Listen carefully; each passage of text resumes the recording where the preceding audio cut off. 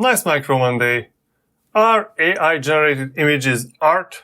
So this is a discussion that has been going on in the last, 3-4 years since you could go on a website on the internet, type in a prompt and get an image generated by some machine learning powered tool. And if you are looking at my YouTube channel, you might have seen some of the thumbnails in which I use images that are generated by Stable Diffusion. And so, you either like it or you either don't like it.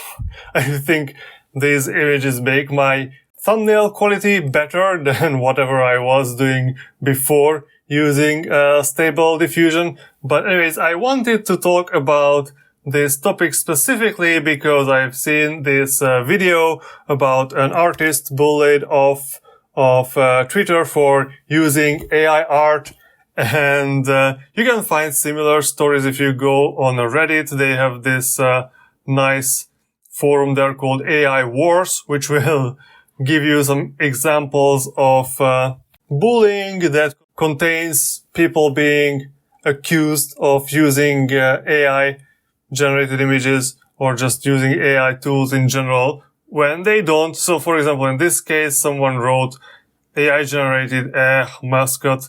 And so there is a response that it actually was designed by a student from the university. And some other person just jumps in that, well, then this person is not talented. So basically, accusing someone using AI generation kind of as your art sucks in 2025, I guess. There are also people who complain about working with digital art for 10 years and then being accused suddenly of using AI tools. It is kind of sad that people are being bullied because a lot of the AI image generators will use promotional images similar to these. I can understand why someone would think that, but basically this sentiment that, AI tools are not really art, this kind of sentiment really made this accusing people of using AI as an insult viable. And so in this specific video, this guy goes into some detail. He's looking at other images created by the same user, looking at the so-called evidence for using AI tools. And in the end of this video, he does not come to a conclusion. So he cannot decide whether AI generation was used or wasn't used. And some of the funny things about the so-called evidence here, like the arms are too long or there are no ribs. So aren't these things that an artist might make as mistakes? Like hands. I know AI is, I don't know, maybe some people say that the more up-to-date models can generate hands quite well. The Stable Diffusion models I use still have problems with hands, but when you draw hands by yourself, have you tried drawing hands by yourself? It's not easy, So human artists will also have trouble drawing hands. Seeing unnatural hands on photorealistic images, that is somewhere where you can use that as, evidence for the image not being a photograph, but being AI generated. But, drawing, not having perfect, hands, I don't know, that sounds like a stretch, strange shadows. Yeah, I don't know. I am not really a talented artist. So if you've seen my drawings in OpenSuspect, I actually drew most of the characters by myself in Inkscape. You can see that shadows are hard, man. So I don't even bother in most cases. Anyway, so the main question, I guess, is whether AI generated images are art or not. So I personally would draw the line at intentionality and I guess what do you want to achieve with the image. So I previously promoted a delightful Kiss Boy video on my Mastodon in which he is going through a bunch of AI generated religious images that are used on Facebook for like farming purposes mostly. I also read recently an article in a Hungarian news outlet about this kind of AI generated religious imagery used actually as recruitment tools for religious organizations. So when someone is just mass generating AI images based on some prompt without much consideration, that's probably not art. Probably what I am doing for my YouTube thumbnails would also not be considered art, but I would also not consider my open suspect characters as art, which I actually did by myself. Like I drew all the lines and like the shapes and stuff, because there is like nothing really deeper meaning behind those things. For art, I think there should be some kind of deeper meaning, some kind of subtle message that you are trying to transmit through your work, and I don't think the tools you use would matter that much.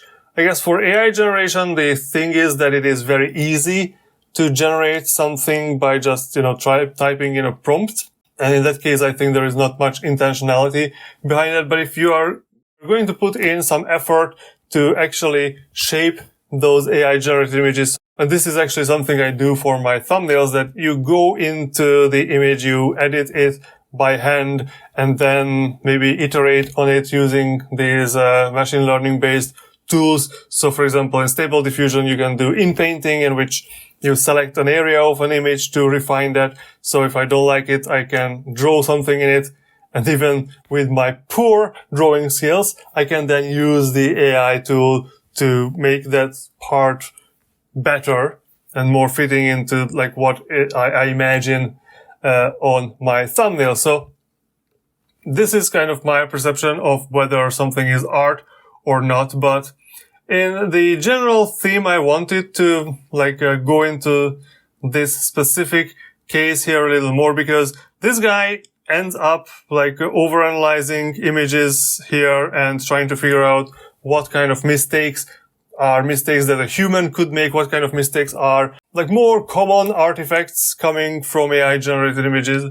So how can we recognize that? And he is suggesting for artists that you should do screen recording if you are actually drawing things. So here you can see him drawing something in Photoshop, and I think this is kind of an overkill. So as we could see in this example here, accusing people of using AI is actually just like bullying because they don't like what you made.